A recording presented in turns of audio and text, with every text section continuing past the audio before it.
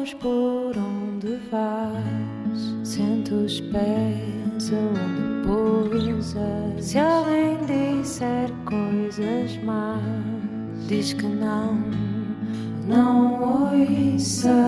Vê a beleza das pequenas coisas, a beleza das pequenas coisas, a beleza das pequenas coisas, a beleza das pequenas coisas. Uma conversa com Bernardo Mendonça. Pare por um minuto. O que é para se viajar? Para nós, na DS Automobil, é uma arte e queremos ajudá-lo a apreciá-la. Mantenha a mente aberta, tudo é uma questão de perspectiva. Se o dia está frio, foque-se no conforto do banco aquecido. Observe, mas a sério, absorva cada detalhe.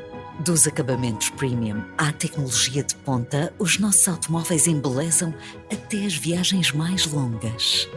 Reflita sobre o que vê, ouve e sente. Aprecie a paisagem, ouça o seu podcast preferido e deixe-se levar. Porquê viajar indiferente quando há tanto para desfrutar? Entregue-se à arte de viajar. DS Automobil. Olá, voltámos para a segunda parte desta conversa com a cineasta Raquel Freire, depois de ouvirmos no final da primeira parte um testemunho do seu irmão, o médico Vasco Freire, um áudio bastante comovente. Então, Raquel, como é que comentas estas palavras do teu irmão antes de chegarmos à pergunta? Como é que tem sido esta relação com o teu irmão e este olhar que ele tem sobre ti? Tu reveste nestas palavras que ele usou logo no início. Ele diz que falar de ti é falar de amor, de liberdade e falar de revolução. Eu tenho muita sorte na família em que nasci e a família que tenho. Também na família que escolhi, como Ana Brandão, mas na minha família de origem. E o meu irmão fala disso também. Quando tu me dizias onde é que vais buscar, que força é essa, a força que eu tenho é das minhas ancestrais e dos meus ancestrais. Não é só da minha mãe e do meu pai, mas vem de todas as lutas, desde a minha bisavó, que foi das primeiras mulheres no Norte a votar, a entrar numa universidade, que se recusou a usar o nome do marido desde sempre. Toda essa força e amor, foram tudo mulheres que se casaram por amor. Nunca houve casamentos arranjados na minha família, por exemplo. E, portanto, essa força vem das minhas ancestrais. E essa ligação de amor, de afeto total, poderosíssima, eu tenho com o meu irmão. O meu irmão é o meu melhor amigo em tudo. E lembro-me que quando eu fiquei grávida, no final da gravidez, e quando o meu filho nasceu, eu senti-me inundada por um amor que era uma coisa, eu chorava de alegria, eu tinha assim umas ondas de amor, que eram assim umas coisas pelo corpo fora. As hormonas? Sim, hormonas, mas não era só isso, eu sentia mesmo que estava profundamente invadida por amor e a apaixonar-me. E quando o Dinis nasceu, o meu filho, estava profundamente apaixonada por ele e era um sentimento que eu reconheci. Eu já senti isto. E foi quando lembrei-me depois, eu senti isto quando nasceu o Vasco, quando nasceu o meu irmão. Antes de mais, obrigado, Vasco, por este testemunho tão bonito. Uma relação sempre muito próxima e cúmplice com ele, não é? Muito. Eu acho que não há pessoa que me conheça tão bem como o meu irmão. É a pessoa que me conhece melhor em todos os disparates que eu já fiz, que foram muitos. Que disparate! Terá dito o teu irmão em determinado momento.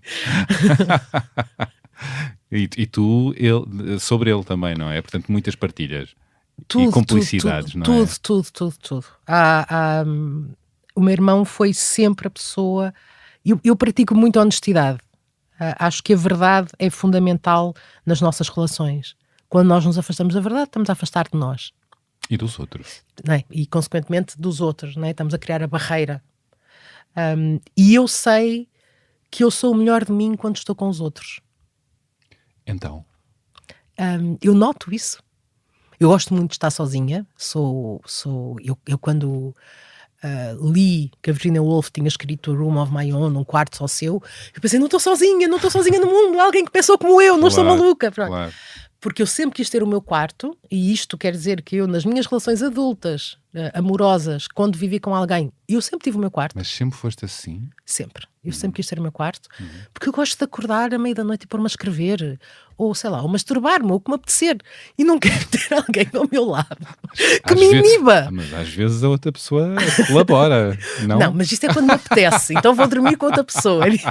Agora, eu gosto de poder ter o meu espaço, Entendo. que tem que ter um sítio para eu escrever, que é fundamental, e para eu poder acordar. E eu sou muito notívaga também, e sonho muito, e gosto de...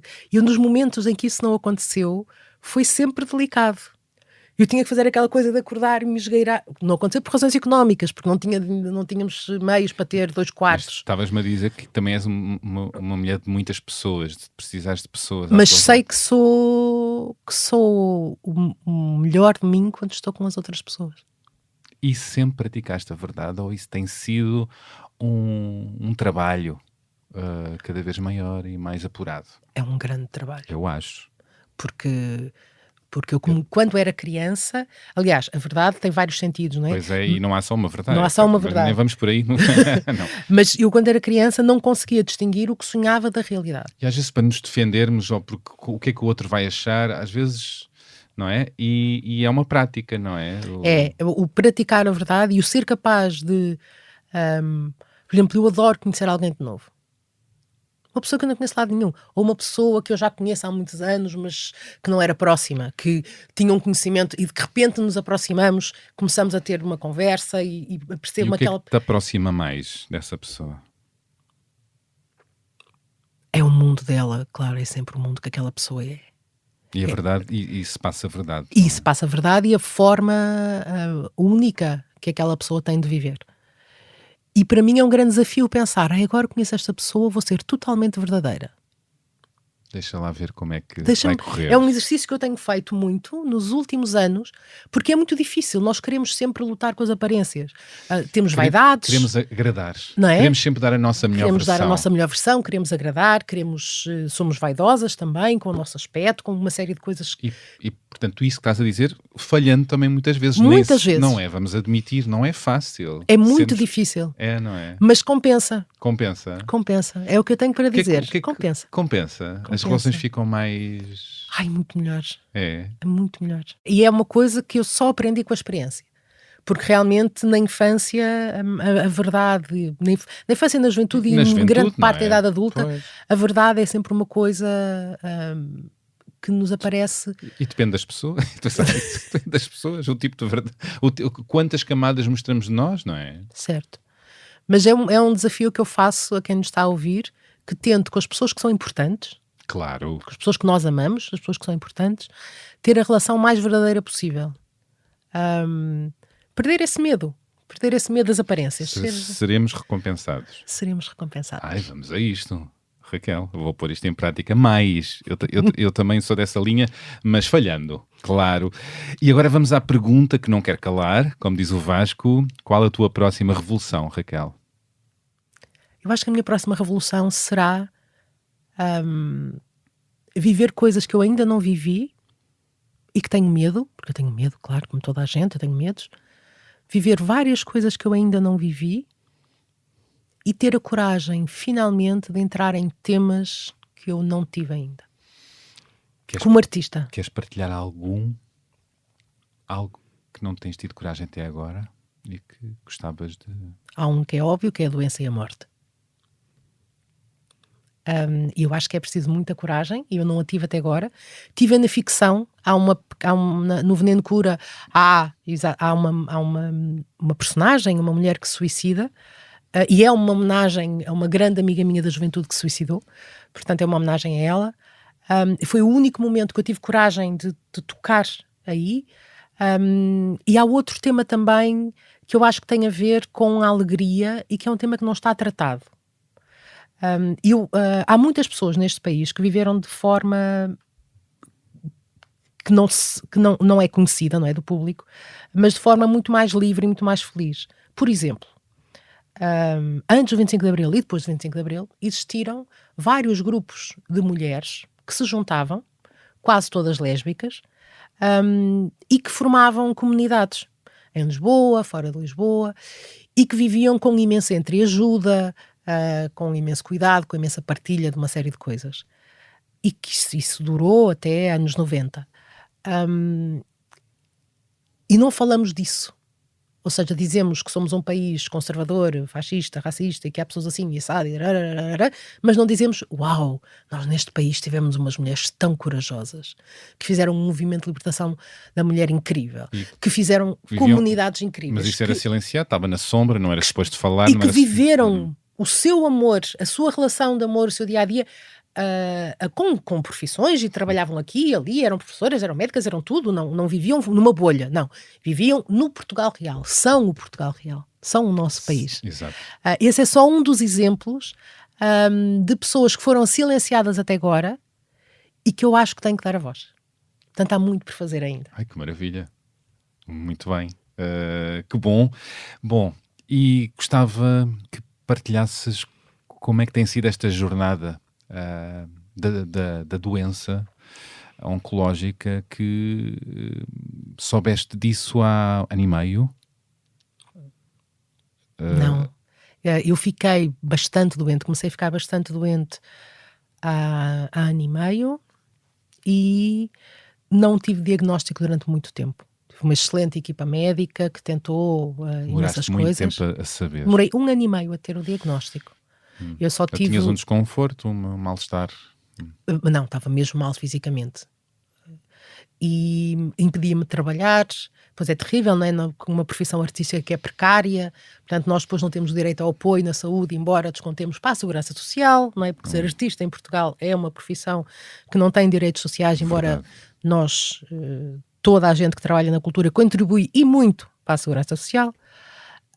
Portanto, toda esta questão foi difícil, mas era difícil sobretudo porque eu não sabia o que tinha. Eu basicamente comia e vomitava e, portanto, tinha dores, então não sabia o que tinha. Aí foi o momento mais difícil. Quando eu fui operada, e faço aqui um elogio, um grande elogio ao SNS, porque é um serviço público e é um serviço excelente que continua a salvar a vida a milhares de pessoas, apesar dos últimos governos não terem investido como deveriam ter investido nos hospitais, nos centros de saúde e nos profissionais de saúde. Médicas, médicos, enfermeiros, auxiliares, toda a gente. Tu tens a melhor das opiniões pela forma como te eu trataram, fui tratada, não é? E não tive nenhum tratamento especial, e estava muita gente à minha volta. Estive numa enfermaria com 6 mulheres, num hospital público, e só quando fui operada é que descobriram que era, porque estava num local de muito difícil acesso, é que descobriram que era um linfoma, que era um cancro. Portanto, eu só soube o que tinha em setembro. Estamos há 6 meses. Até aí eu não sabia o que era. A única pessoa que tinha a suspeita que poderia ser isto e que tinha falado isto comigo foi o meu irmão. Mas tinha dito, não deve ser, não deve ser. Quando soubemos o que era, foi o meu irmão também que me deu a notícia. O teu irmão é médico, não importa dizer? Importa dizer, o meu irmão é médico, foi o meu irmão que me deu a notícia. E ele estava a chorar, eu chorei no momento, foi no carro, porque íamos para o hospital ter a consulta, mas eu disse, não quero esperar pela consulta, conta-me o que é que se passa, porque eu percebi pelo rosto dele que ele já sabia.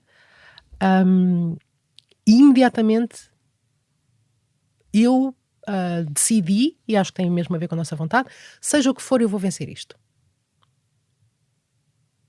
Porque eu tenho muito para viver. Eu fiz 50 anos agora. Eu tenho muito toda à minha frente. Não é? Eu tenho a vida toda ainda. Eu tenho outros 50 anos que quero viver. Agora que eu já aprendi a lidar com o medo. Que já percebi que a verdade é melhor que a mentira. Tem imensas vantagens em ser verdadeira. Que aprendeste a escapar de relações ou de relações tóxicas, tudo. Agora que eu já aprendi tantas coisas, não, isto agora é que é. Estás cheio de ideias para filmar. Queres filmar depois, até ao 100, não é? Não, e depois só pensei, mas os filmes todos que eu tenho para fazer, como é que é? Não tenho tempo para isso. Não dá. Eu não tenho tempo para me dedicar a morrer, e não dá. como é que é o lado psicológico, esse abalo de surge esse caminhão em cima, como é que te seguraste? Imagino com o amor à volta também. Segurei-me porque não me isolei. E, portanto, eu digo isto a todas as pessoas que recebem um diagnóstico assim e que não estão com o irmão ao lado. Não fiquem sozinhas, não se isolem. Todas nós temos alguém, nem que seja a vizinha da frente, com quem podemos falar e portanto, não vivam uma doença destas sozinha. O cancro hoje é uma doença crónica. Quase todos os adultos, de 9 em 10 adultos vão ter. Exatamente, mais tarde ou mais cedo. Mais tarde ou mais cedo. Portanto, é um diagnóstico que pode acontecer a qualquer pessoa. Não se culpem, também é uma coisa muito importante. Não se escondam, culpem, não se isolem. E hoje em dia também já há muitos grupos de apoio. Portanto, também já é possível. E é possível ir à internet e é possível encontrar apoio de diversas formas. Isso é também muito importante. E eu fui buscar outra vez a questão da verdade. Ser capaz de assumir que tinha uma doença. E que a doença não te define. E que a doença não me define, é só uma parte de mim. Eu, para além de ser uma pessoa que tem uma doença oncológica, sou mãe, sou filha, sou realizadora, sou escritora, sou produtora, sou argumentista, sou ativista, sou uma radical do amor, sou imensas coisas. Uma radical do amor. Sou uma radical do amor. Então? Eu acho mesmo que o amor é a nossa... É através do amor que eu vivo, é através do amor que eu me exprimo e é a luz que me guia em todas as minhas ações. Esta experiência da doença, o que é que mudou em ti? Um sentido de urgência maior? Por amar, por dizer, por ser verdadeira, por filmar? A história da verdade, sim. Porquê? Porque para fazer cinema é preciso, para se conseguir fazer cinema em Portugal é preciso ser quase um super-herói, não é tão difícil, então sendo mulher e falando dos temas que eu falo, que a ideia de me apresentar com uma fragilidade foi algo que me deixou, mas se as pessoas souberem que eu estou doente, então agora é que eu nunca mais tenho apoio para filmar. E isto é uma questão concreta. Eu acho que muitas pessoas têm imensa dificuldade em mostrar ou em serem verdadeiras em relação ao seu estado de saúde, seja ele físico ou psicológico, seja uma depressão, seja o que for. Porque vão ter mais uma fatura. Porque pensam, isto do ponto de vista laboral vai-me custar muito caro. Vai ser visto como um ponto negativo e não como uma experiência que me vai fazer crescer, amadurecer e enriquecer. E foi isso que me aconteceu comigo. Eu, a partir do momento em que tive que lidar com isto tudo, tive que lidar com realidades que não conhecia e sou hoje uma pessoa bastante mais rica por causa disso. Fez-me bem. Mas o primeiro medo, e acho que é pela precariedade terrível que é o trabalho em Portugal, que são as condições de trabalho em Portugal, e isto não é só o artístico, é todo, quase todo, o medo de dizer que se tem uma doença e que isso seja visto como uma coisa negativa. Portanto, esse foi provavelmente o meu maior receio. Superado. Que bom. E estás a fazer muitas coisas, vou querer falar nelas, mas já agora que falaste do amor e que és uma radical do amor, ia-te convidar a leres o que trouxeste, Tudo do Amor, da Bell Hooks, não é? Este é um dos... A Bell Hooks é da escritora que eu mais li no último ano e meio. E agora, como tive uma prenda de outra escritora que eu gosto muito, a Bel Olid, que é uma escritora catalã, que me ofereceu quando veio cá com o Paul, que é um grande amigo da guerrilha travolaca e que me inspirou a escrever o Trans-Iberic Love. Portanto, são partes das pessoas que me inspiraram a escrever. Ofereceram-me, eu disse que estava muito cansada, eu trabalho com a imagem o dia todo, a montagem, os olhos, então ofereceram uma aplicação de audiolivros. Então tem sido uma loucura, porque eu agora não só leio, como à noite, quando estou com os olhos cansados, em podcast, ouço os livros. Portanto, eu gosto de ler, de ouvir normalmente no original, ou seja, na própria língua. Esta é uma tradução. E o livro em si é muito bonito. É um livro lindíssimo e eu recomendo. Como eu te disse, acabo de emprestar a uma pessoa muito querida que está num hospital. Então o que é que vais ler? Então, eu vou ler 2 parágrafos deste livro do capítulo Valores. Viver segundo uma ética amorosa. Só conseguiremos despertar para o amor se nos desapegarmos da obsessão pelo poder e pelo domínio. Do ponto de vista cultural, todas as esferas da vida, política, religião, locais de trabalho, ambientes domésticos, relações íntimas, deveriam e poderiam ter como base uma ética amorosa. Uma ética amorosa pressupõe que todos têm o direito de ser livres, de viver bem e plenamente. Fazemos isto ao escolhermos trabalhar com as pessoas que admiramos e respeitamos, no compromisso em nos entregarmos em pleno nos relacionamentos, ao abraçarmos uma visão global em que vemos a nossa vida e o destino como intimamente ligados ao de todas as outras pessoas do planeta. Que maravilha! Livro que eu aconselho muito que leiam, é um ensaio pessoal da Bell Hooks e que indaga o significado do amor na sociedade ocidental. E o que é que tens mais para ler? Tens mais algo? O que é que a ideia que tinhas mais alguma coisa? Tenho sim. Eu quando li este livro da Bell Hooks a primeira vez, tive a sensação, foi em inglês já há muitos anos, tive a sensação que tinha encontrado alguém que conseguia pôr em palavras aquilo que eu sentia. E esse é o tal momento do encontro. E é esse que é um mantra que te acompanha. E agora tenho um mantra. Este mantra, eu tenho sempre muitos cadernos vermelhos onde escrevo o trabalho e o meu diário. Olha, 29 de setembro, o diagnóstico, foi o dia em que eu soube o diagnóstico. Está aqui. E está na letra é muito bonita, estou a ver aí. E está na primeira página o meu mantra do último ano e meio, que eu vou ler em português, eu traduzi. E é da Audre Lorde. Vamos a isto. Quero viver o resto da minha vida, seja ela longa ou curta, com o máximo de gentileza que conseguir, gerir decentemente, amando todas as pessoas que amo e fazendo o máximo que puder do trabalho que ainda tenho para fazer. Vou escrever fogo, até que ele me saia dos ouvidos, dos meus olhos, do meu nariz. Até que seja cada respiração minha. Vou-me libertar como um fenomenal meteoro.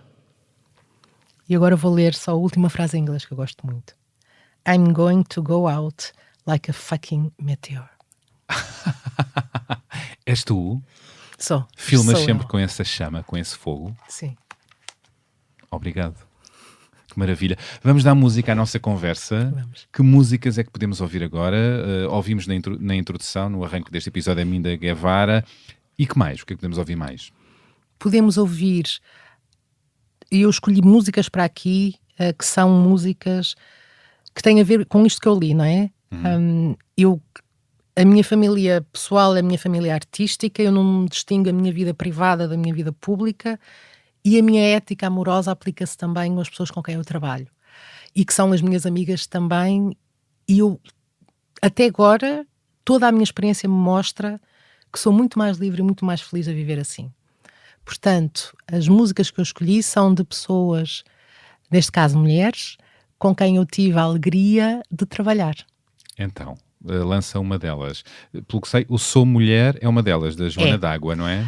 Quando eu estava a escrever ainda o projeto das Mulheres do Meu País, conheci numa manifestação pela cultura a Joana D'Água, que estava com a Marta Miranda, que é de outra música que está aí também, e estava a contar-lhe das filmagens que iria fazer.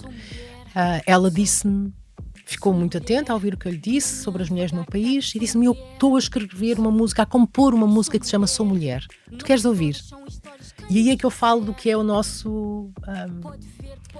o lado da escuta, que é encontrar uma desconhecida no meio de uma praça, do Rocio, e estar disponível para ouvir uma pessoa que eu não conheço de lado nenhum propor-me uma música para o meu filme. E foi assim que nasceu uma grande amizade. Aconteceu assim. Aconteceu assim. Uau. A Joana, a partir daí, ia para... Depois foram as filmagens e depois foram vários meses de montagem, e durante esses meses de montagem a Joana passava sempre 2, 3 vezes por semana lá por casa e ficava lá a ver-nos trabalhar. Ia tirando frases das mulheres e ouvindo o que elas iam dizendo, e a música foi crescendo. Que maravilha de história. E foi lindo, lindo, lindo. E essa história encaixa ainda com a outra música que eu escrevi, que eu escolhi, que é o Conto Contigo. Mas vamos lançar uma a uma. Lança a música, então, Sou Mulher de... Joana D'Água. Vamos a isto. Agora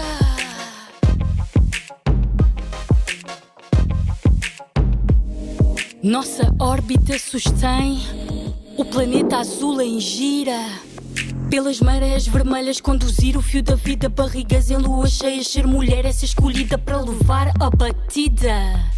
Coração e paraíso, ADN e virtude. Só não vê quem não quiser, e se não vê é bom que mude. Mulher, ícone da evolução, corpo humano fecundo, mulher. E mais, que outra música que lanças? Estavas a dizer que esta música liga com...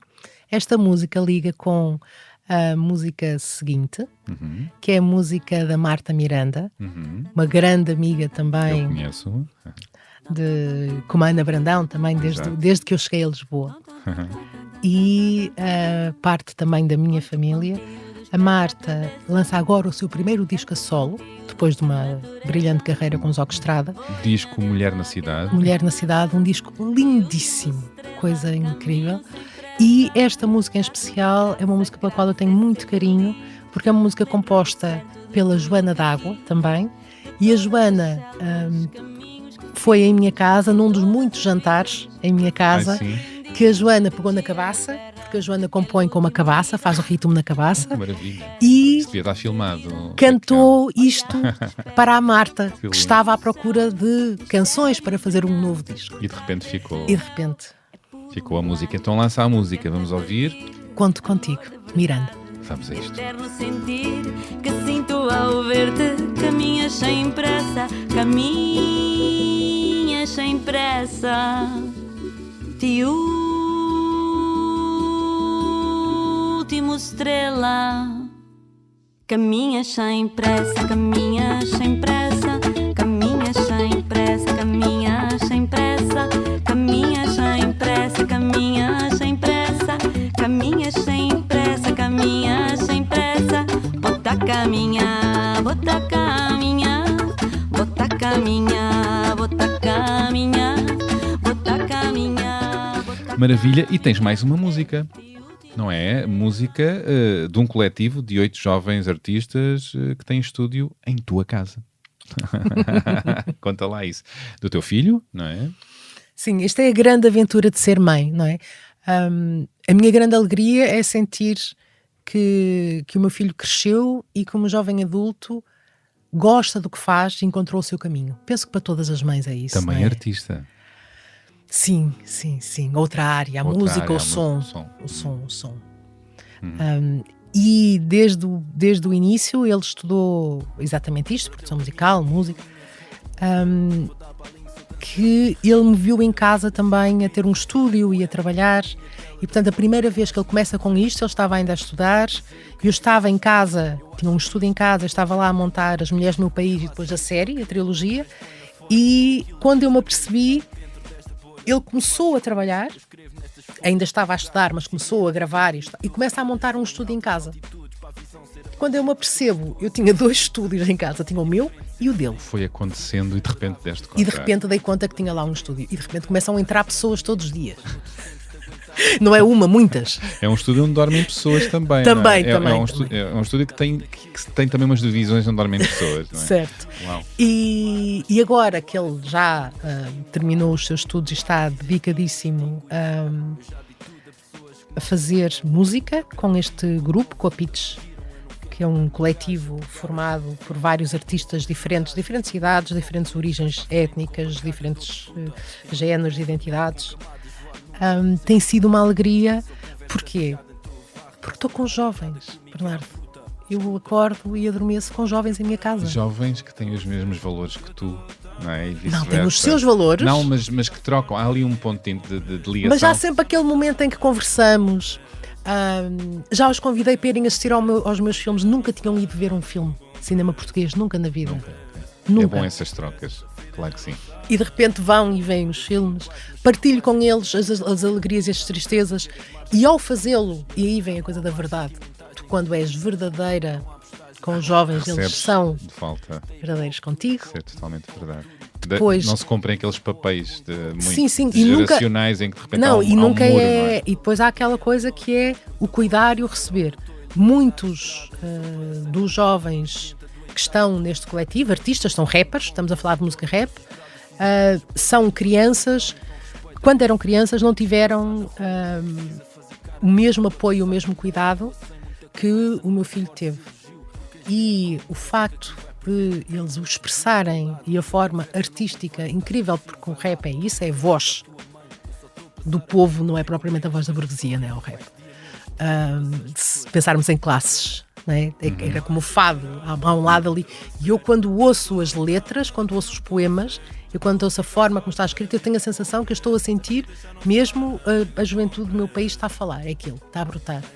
E depois o mais bonito é que com o tempo criam-se laços de afeto, de confiança. E, por exemplo, quando o partido de extrema-direita, que eu não vou nomear, teve as suas primeiras votações, lembro-me de um deles. Eu estava no meu estúdio a trabalhar, ele vem do estúdio do meu filho, entra no meu estúdio e diz: Raquel, tens um minuto? E eu digo: tenho. Podes-me dar argumentos? É porque toda a gente ali no meu bairro diz que vai votar naquele senhor fascista. E este momento é importante. E Estar eu disponível preciso para- de argumentos.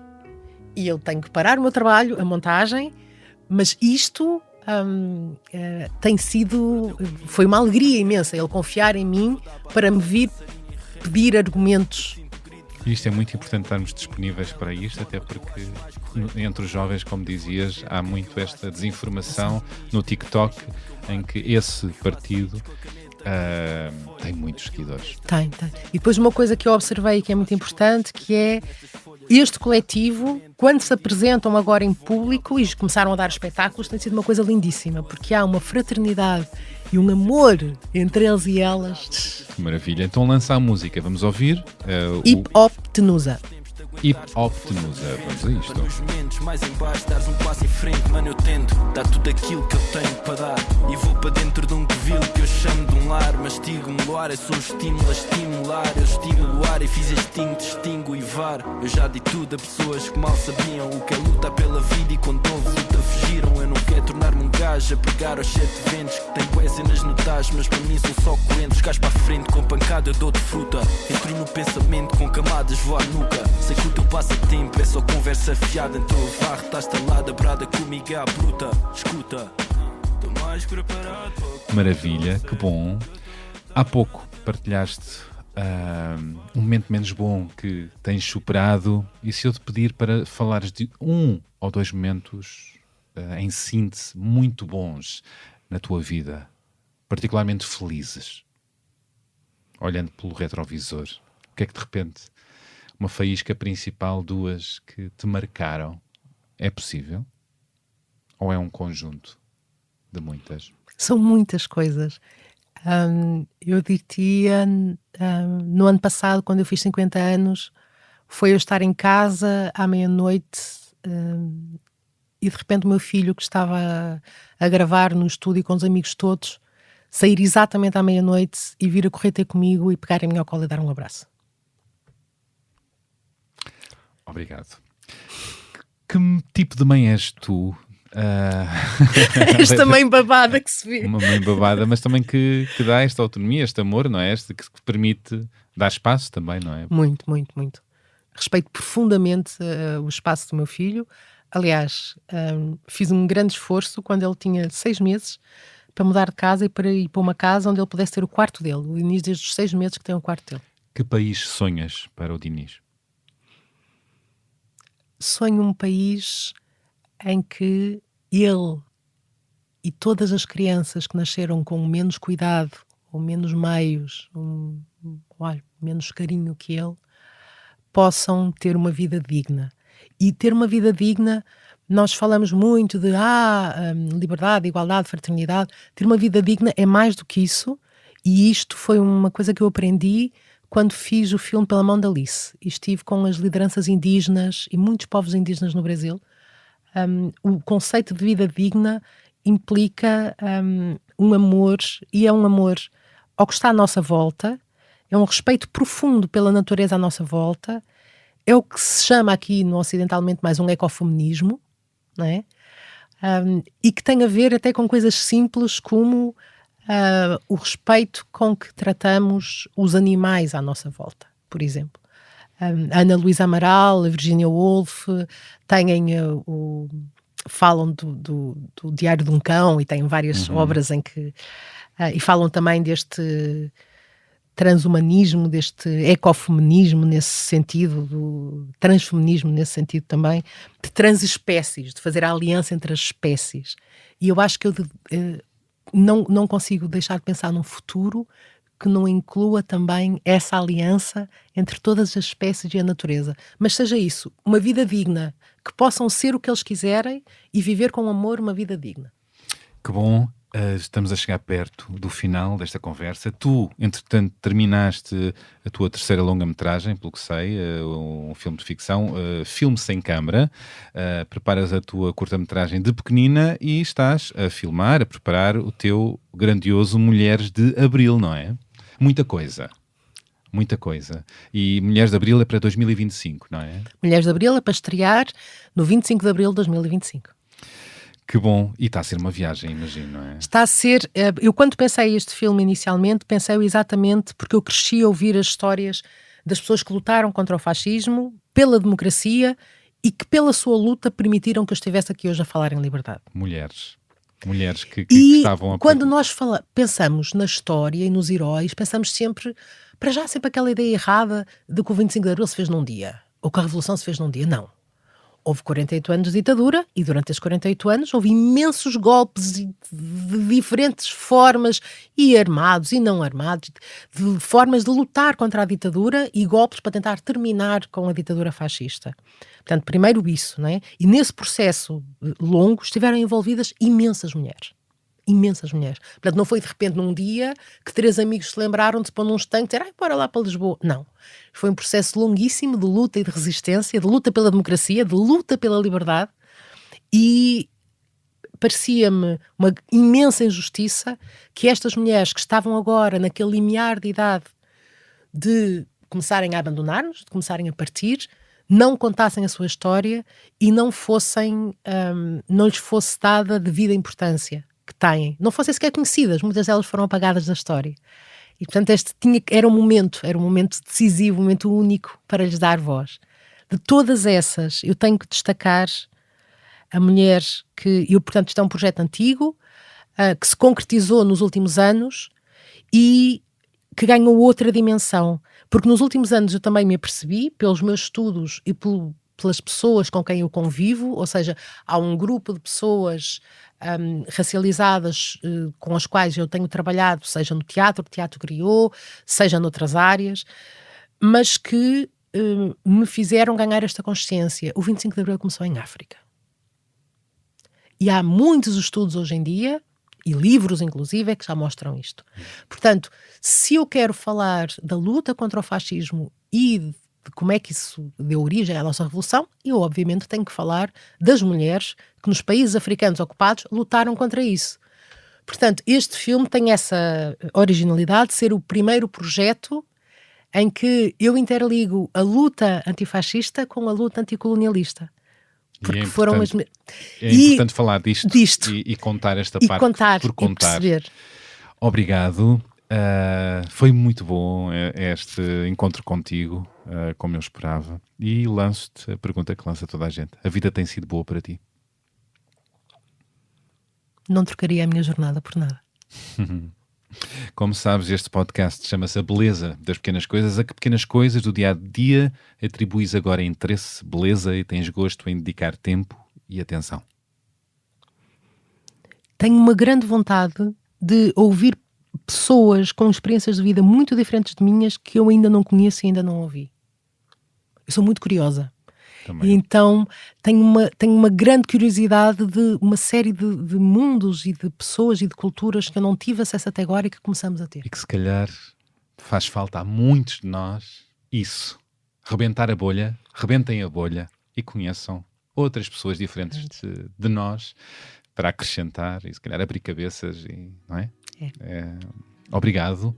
E terminou assim este episódio com a cineasta Raquel Freire. Espero que tenham gostado e sim, façam-se ouvir, enviem críticas, sugestões, opiniões e partilhem o podcast com a malta boa que vos rodeia. Podem encontrar-me nas redes sociais, gosto sempre de vos ler, de saber o que pensam e ouvir-vos. Como sabem, o genérico deste podcast é da autoria da Márcia, feito com a colaboração de Tomara. As fotografias são da Matilde Fieschi e a edição áudio é de João Ribeiro. E pronto, é tudo por agora. Volto para a semana com mais uma pessoa convidada. Já sabem quem é. Até lá, já sabem, pratiquem a empatia e boas conversas. Raquel, como é que terminas este nosso encontro? Com uma frase, uma ideia que queres lançar? Sejam livres. É isso. Sejam livres. Obrigado, Raquel.